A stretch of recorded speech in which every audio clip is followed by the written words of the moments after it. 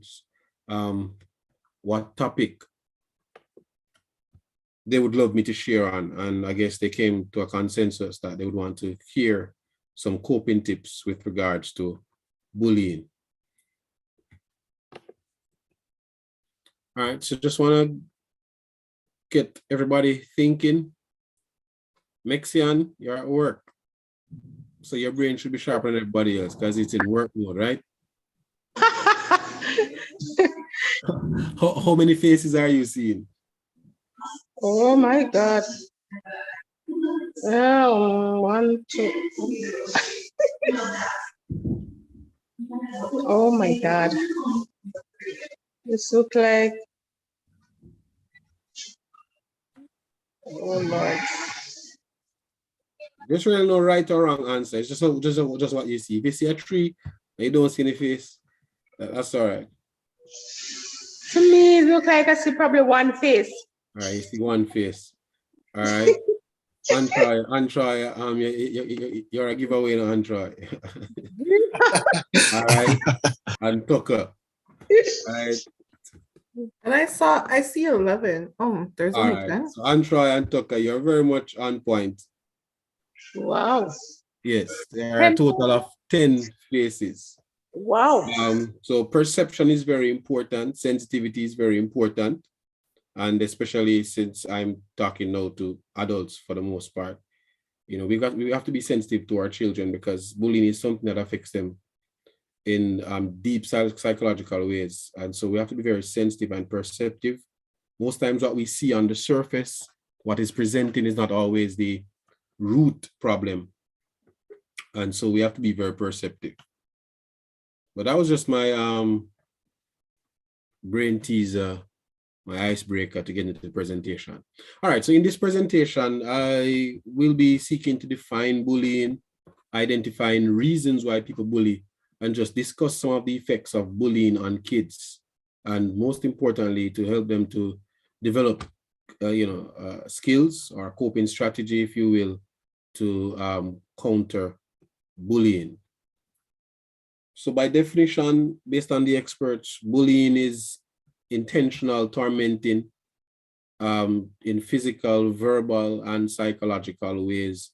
So there are different forms or types of bullying, but the main aim for persons who bully is just to torment another person, whether it's by shouting at them, screaming at them, or hitting them physically, shoving them, pushing them, that kind of thing.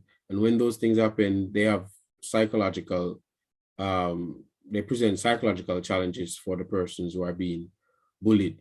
It affects their emotions. So if they were somebody who would have been struggling already with low self-esteem, then they're going to be, withdrawn and they're going to act out and so on and so forth. So in a sense, the abuse that comes from bullying really has deep psychological effects on our children. There are 4 types of bullying generally. There's physical bullying, so this is the shoving, the pushing, the slapping. There's verbal bullying, saying things to taunt the person, to mock the person, to ridicule the person, to demean the person and cause them to feel belittled. There is social bullying where persons try to paint a bad picture of somebody so that they can be isolated from a group, or they can be pushed aside from a group and not feel belonged and feel welcome. All right, so in some cases, it might be because a person's of a different social status. In some cases, of a different race, ethnic background, they're normally made to feel as if they are left out and they don't belong to the group. And deliberate efforts are taken to ensure that these persons don't feel as if they are part of the group. Then there is cyberbullying, where you don't have to be in contact with the person physically, be in their space to taunt them physically or to shove them or push them, but you can actually, in digital space, send text messages, leave a comment on pictures, or even call on a cell phone and just say bad and mean things to people. So these are the 4 general types of bullying. Why do people bully? All right, I'm not sure if the kids are on, but the plan was to actually play a video and have them be a part of a discussion to tell me what they would have identified from the video as causes for bullying. But I'm gonna ask the adults who are online just to tell me what are some of the reasons why you think kids bully other kids. You can probably just raise your hand to indicate and then identify you and then you share.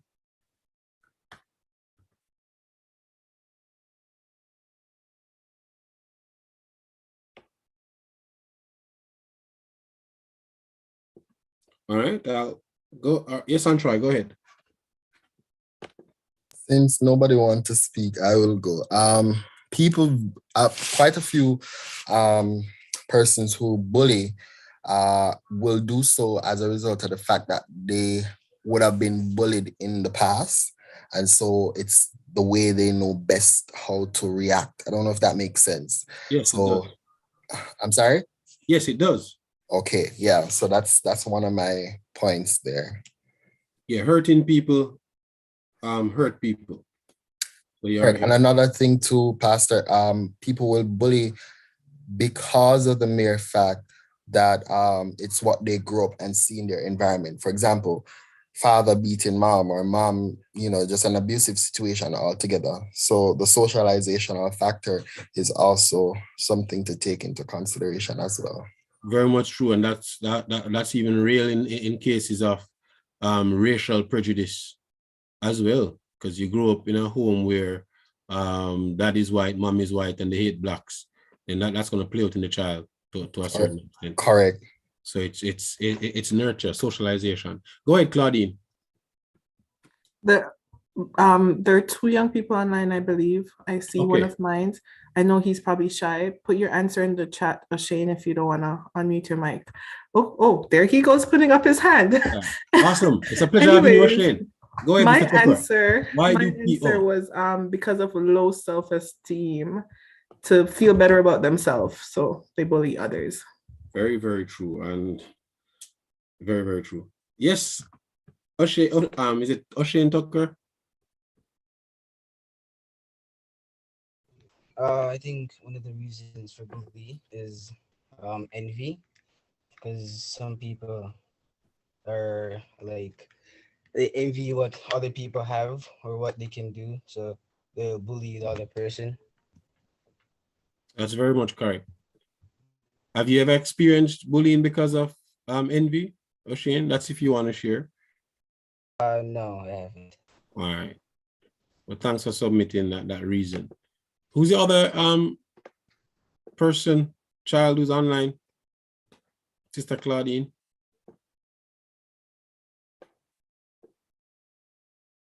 I'm not sure.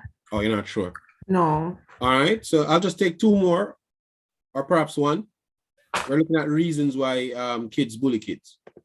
And adults bully adults as well, and adults bully kids as well, but it's just that we're kind of contextualizing it because we are primarily targeting the children. Can I go? Sure, Sister Anderson. Yes, bullying. We have it in church also. Yeah, I have been in that situation where I've been bullied, and it is I think it's some form of intimidation, because sometimes person might feel that you're moving in their space too fast, or sometimes I in church I realized that when people see certain things within you, it's like they get intimidated and they feel like they are you are becoming too much. I don't know if you understand what I'm saying. Yes, I can appreciate what you're saying. Yes, like you're becoming too much, and sometimes I don't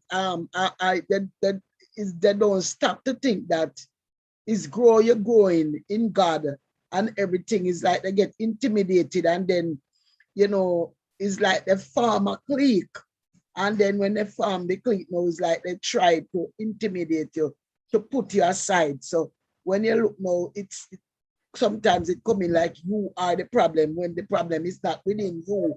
The problem is them. So them join up a clique with you, don't know, feel let you feel lower than yourself. I've been in that situation. All right. So thank you too for sharing, Mr. Jennifer.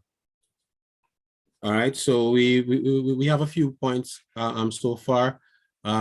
Kids bully kids because they are hurting. So it could be a case where they were abused at home or are being abused at home, as Antroy said. And sometimes too, they're internalizing what's happening at home. They are angry and aggressive and they take it out on others. It could be that their parents have separated or are separating. It could be that they are divorced or they're getting divorced and the child is trying to process this. They're angry and they don't have anybody to talk to. And so they take it out on somebody else at school that they see that they think is weaker. All right. They do it because they're envious, as O'Shane said. There's prejudicial biases that can come into play as well. Also because of persons wanting to be popular. Maybe this might line up with what you said earlier, Sister Anderson. Persons want to be popular. They always want to be in the spotlight. They always want to be, trendy and hot and that kind of thing. So therefore, they do bad things to bad people so that they can be in the spotlight.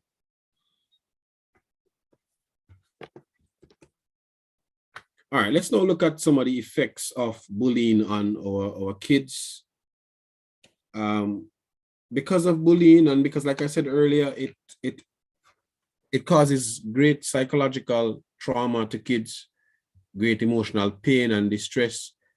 Some children might even decline their academic performance because they tend to isolate from school. They don't want to go to school, or even if they go to school, they stay away from other kids. They are loners. They are by themselves. They don't want to talk to anybody. They don't want to have any friends, and so they are withdrawn, and they avoid extra or co-curricular activities at school as well.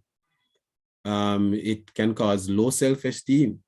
So it could be that a child who would have been struggling with low self-esteem gets weaker where self-esteem is concerned because of bullying. And this can lead to depression, can lead to even suicide ideation or even suicide ideation, just thinking about taking his or her life. I think there was some story on it some time ago. There was this pretty girl, in my estimation, and she became very popular online, and she was bullied online, and she eventually took her life. Well, it's alleged that she took her life because of the nasty and bad things that were said to her and about her on social media. So bullying could actually force persons to take their own lives because they feel worthless, they feel they're not good enough, nobody loves them, and so therefore they will think that, I should just take my life. There's no real reason for me to continue to live. There can be bedwetting, and whenever this happens, it's a sign that something is happening psychologically. All right. So if you have a child that would have passed bedwetting age and they are still wet in their bed, or they've started to after a long time, it could be that bullying is affecting them, or they're under great psychological duress. Something is happening. Also, it can cause what psychologists call psychosomatic illnesses. So what happens here is that the person or persons would feel a pain physically, but it's not caused by anything physical. It's caused by something psychological. So because of the psychological pressure that they're under, the low self-esteem, the depression, feeling anxious or fearful, they could have a headache or have a belly ache, and nothing is wrong with them physically in terms of a physical cause for those presenting problems, but just because of what's happening in their mind. I don't know how many of you would have, can recall when you had exams to do and you were so stressed out about the exam, so anxious about the exam that you perhaps had a bellyache or a running belly or a headache or a pain in your back, because you're just full of the thoughts of failing the exam. So that's the idea right there. They can become very angry, aggressive, and violent, as Sister Anderson mentioned earlier.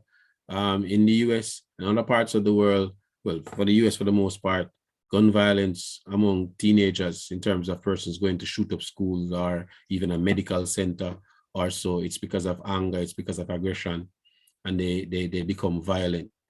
So it can really have serious effects. Also, if the children don't learn to deal with it, some of these same problems continue with them into adulthood and create problems in their relationship with others, create problems for them and challenges at work and how they interact and work with other people.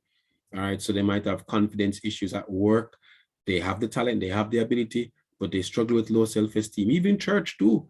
They could be asked to share in church and they're afraid or they are scared to share in church because they're afraid of, rejection and people saying bad things about them. So these things can follow them into adulthood if they don't learn to deal with them and cope with them.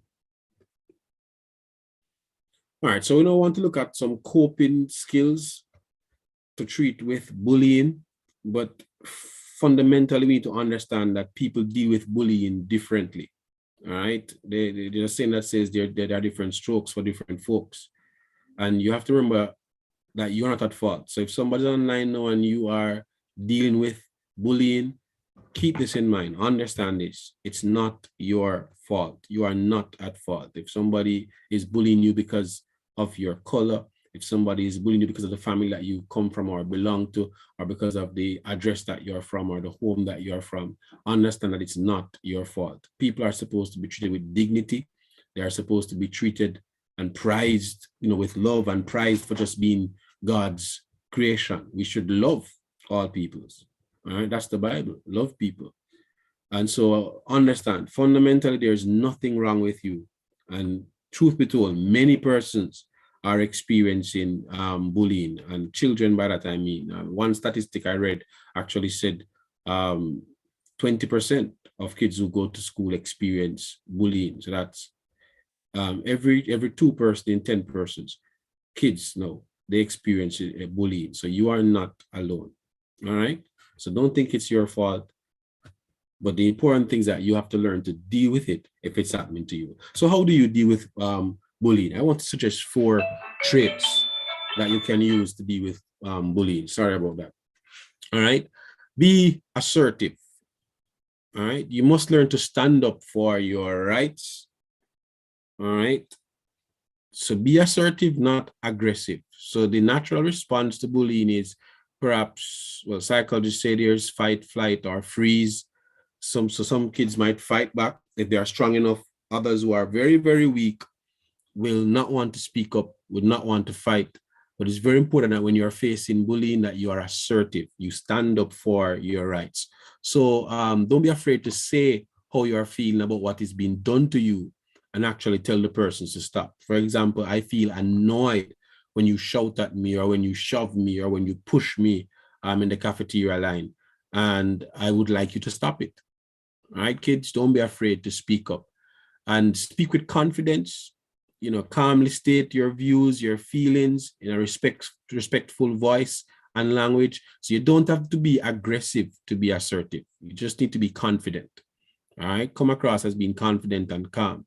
Also, a part of assertion has to be that you're not afraid to go to adults for help. So you could tell your parents so that they can know what's happening, so they can check in with the school to find out who is bullying you. So don't stay and suffer in silence. Find your a trusted adult that you can talk with. So maybe it's the guidance counselor at the school counselor. Maybe it's the psychologist or the sociologist. Here in Jamaica, we have guidance counselors and they pretty much do everything. But I know in first world countries, you've got different folks in the helping profession who can assist you kids. So your form teacher, your class teacher, the vice principal, the principal, go to these persons and talk with them. Let them know that you're not happy with what's happening and something has happened to you. Social workers and student support team. Thank you, Antroy.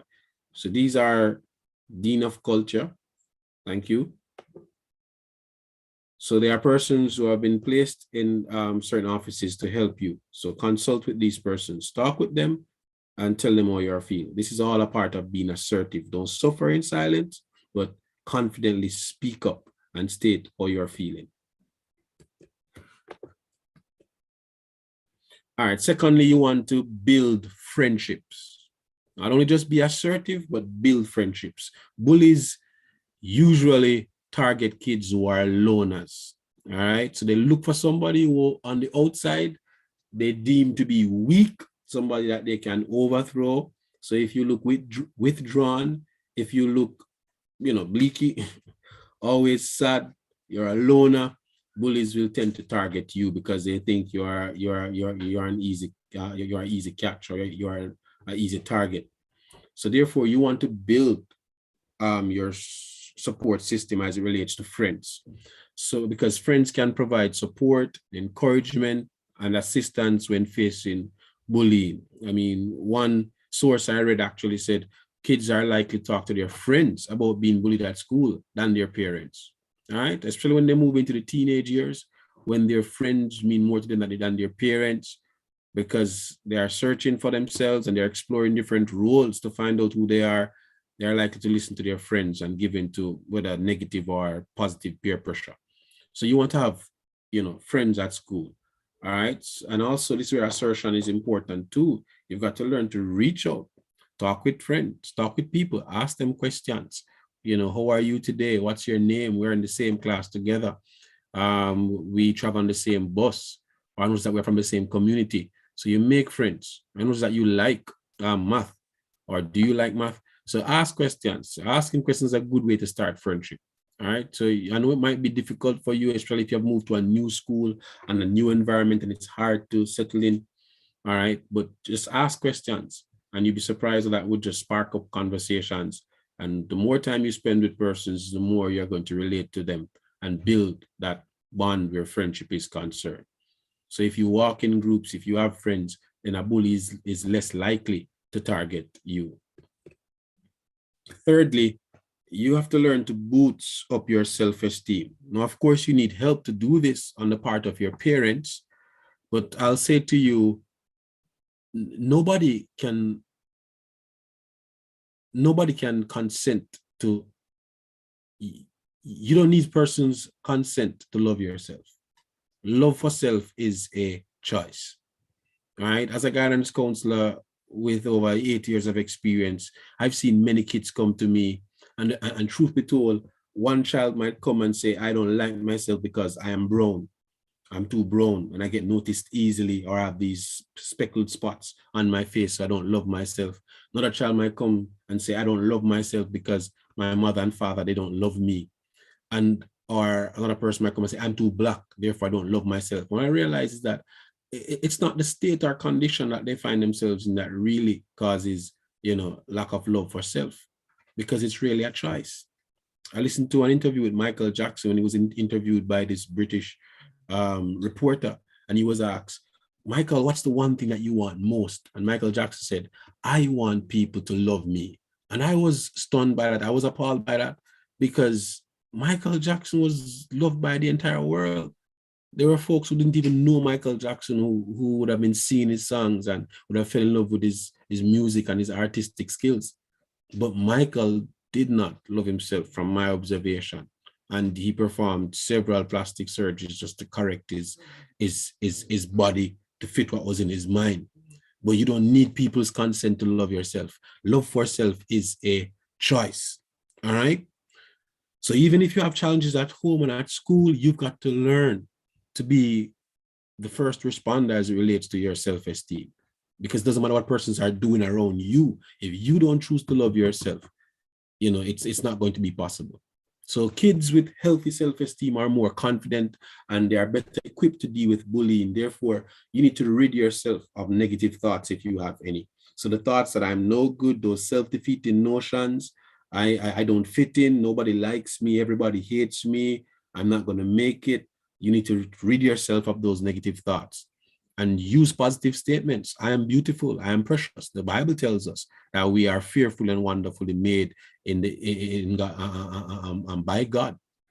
Even before our mother knew us, God knew us, and therefore he would have carved us out and shaped our lives. So therefore you need to understand that you are special to God and you need to love yourself. You are God's most prized possession as a human being. He loves you dearly. All right. Identify also your strengths. Look at the things that you're good at. All right. Are you good at singing? Are you good at dancing? Are you good at drawing? Are you good at doing puzzles, crossword puzzles and other puzzles? Are you good at playing an instrument and so on? Are you good at public speaking? The list goes on. Are you good at some sporting activities? Identify your strengths, because these are going to help you to feel good about yourself. and understand that you are unique and you are special. There is only one you. Nobody can replace you. All right? Of the 8 billion people in the world, or perhaps could be more, there's nobody with your fingerprint. You are unique. Very, very unique. And God made it that way. So you are very special. And you need to tell yourself that and affirm that every day. I am beautiful. I am handsome. I am precious. God made me for a purpose. I'm going to be great. I'm going to do great things. You got to learn to be the Superman, as this little guy here is demonstrating. All right. And lastly, as it relates to coping with bullying, you have to learn to be merciful. All right. When you're merciful, you pretty much give grace to somebody. All right. You pretty much don't give persons what they truly deserve. So someone who bullies is really unkind, is unpleasant. You know, they're not nice, and they deserve to be treated that way so that they can feel what other persons would have felt or are feeling because of things that they would have done. But as Christians, we want to reinforce that we use good to overcome evil. Do not be overcome with evil, but overcome evil with good. That's what Paul says in Romans. And so therefore, I'm suggesting to you to be merciful. All right? Be empathetic in the sense that bullies hurt people because they are hurting. So this bully that is unkind and unpleasant and goes around hurting people, there's a little boy or a little girl in this bully, in this shell, that is crying out to feel belong, to feel noticed, to feel accepted. And so therefore, if you can extend kindness to them, even in the face of them being unkind to you, you would realize that they might change. And I say might because I'm not guaranteeing you that because you are nice to people or merciful to people and they are going to be different. But it's going to take some toll on them. They might not respond favorably, all right, but it's going to have some effect on them. So being merciful and kind and forgiving towards them could help not only you as the victim, but also the bully, because they will now feel accepted. They will now realize that you are different.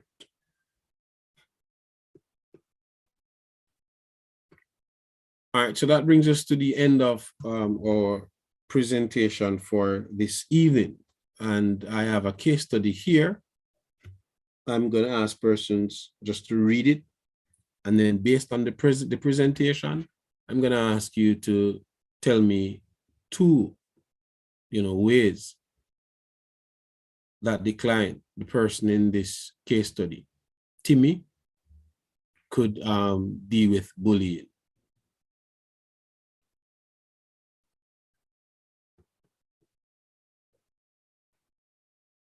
So I'll give you 5 minutes or 4 minutes just to read and come up. I'll randomly ask persons to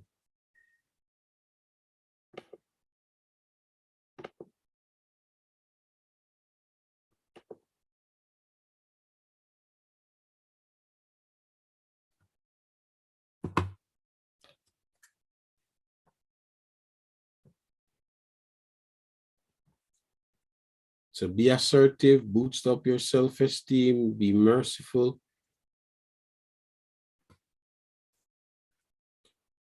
and build friendships. Those are the 4 traits that we looked at.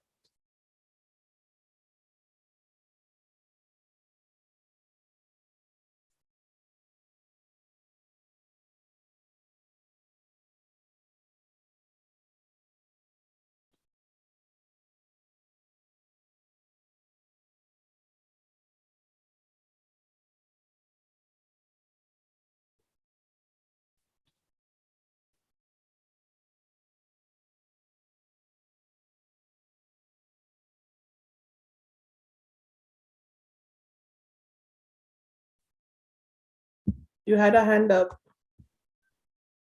Shane had his hand up. All right, go ahead, Shane. He needs to build his self-esteem because even though he's good at he's a talented footballer and he draws well, even though he's very good at those stuff, he still thinks he's not good enough. So he needs to build up his self-esteem and stop the negative thoughts. Very good, very good. As his friend, how would you tell him to build it up?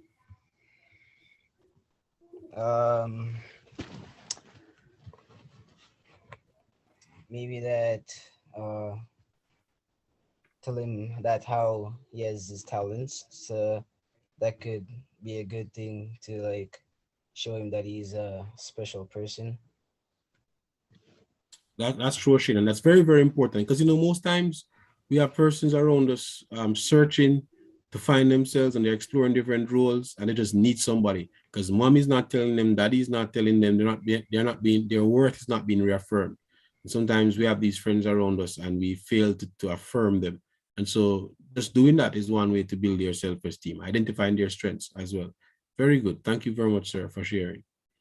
I noticed that Pastor Solomon also shared via the chat. He needs to build friendship. All right. Thank you, sir. Anybody else? How would you attempt to help little Timmy to deal with bullying based on what was presented in?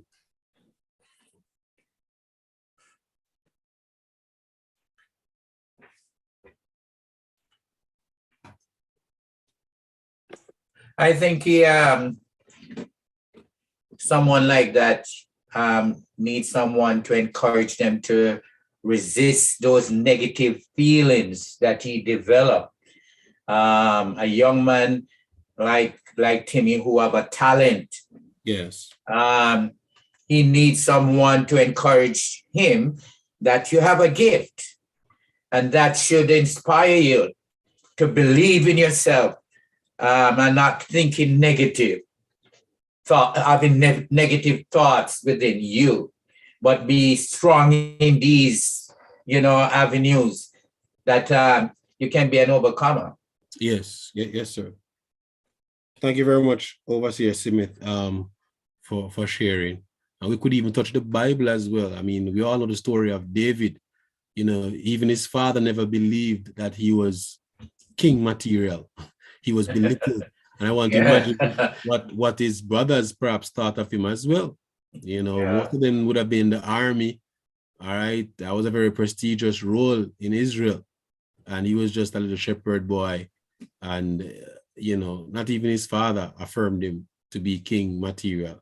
So God in sending Samuel down there was really validated in, a man after God's own heart. All right, he sees the things in us that we don't see in ourselves.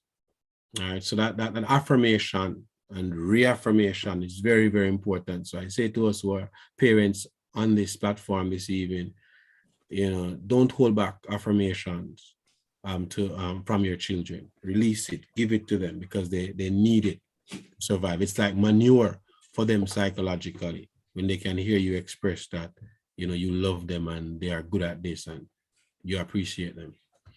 All right, any other? And I think, Pastor Rushaine, I think even at times our parents becomes bully by using negative words. And if we can't overcome those kind of, words, we can eventually develop these kind of thoughts. Certainly. That we are no good, because sometimes our parents tell us that he's a no good, he's a black sheep and all those kind of things. All those things can cause you to have low esteem. Yeah. And then when you go to school and you meet up on a bully, you believe what they are saying is facts because your parents who's supposed to be the leader in your life, exemplar, they are telling you are that. And now you go out in the world, or we say go to school, you hear somebody telling you the same thing. So you believe something they see within you, why they come up with these kind of thoughts. Yes, so true. So sometimes, our very parents becomes bully. Yes, verbal abuse. So true. Very, very, very true, sir. All right, I'm not able to identify the children who are online. So the adults who have children perhaps in their presence, you probably could encourage them to share. Maybe some of them never catch the first part of the session. But in essence, we define bullying. We looked at the reasons why people bully. And we basically would have brought the presentation to a culmination and end looking at ways to cope with bullying. All right, build friendship, boost your self-esteem, be assertive.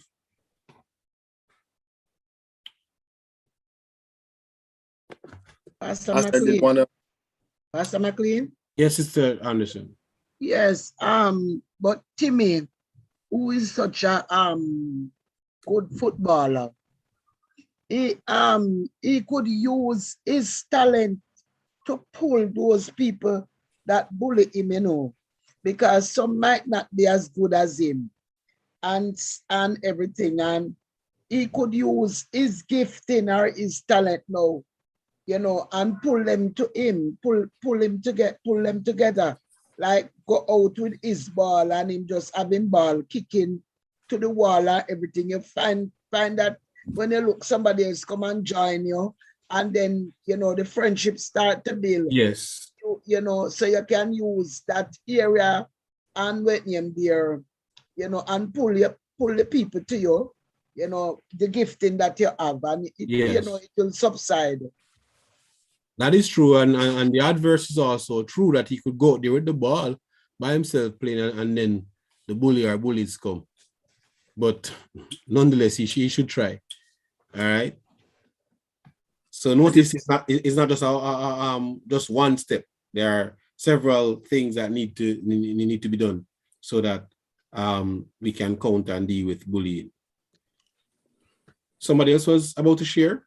Yeah, I was going to share because I wanted to just piggyback off what Overseer Smith was saying. Yes, Andrew. Just a testament of how I cope with bullying growing up.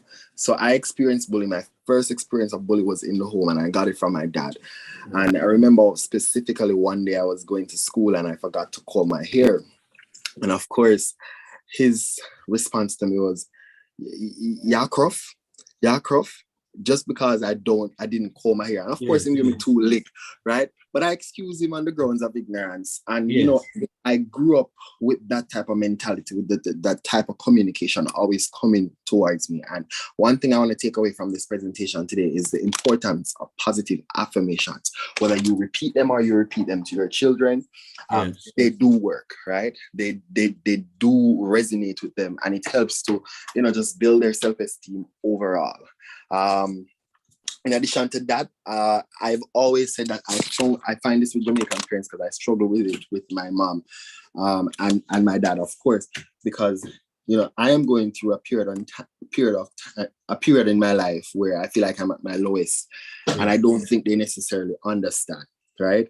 And a lot of Jamaican parents, and I'm sorry if anybody take offense, tend to want to say, that's not nothing, right? Because when we go through like, you're lucky have life like that. But they don't recognize that. People respond differently to stressors.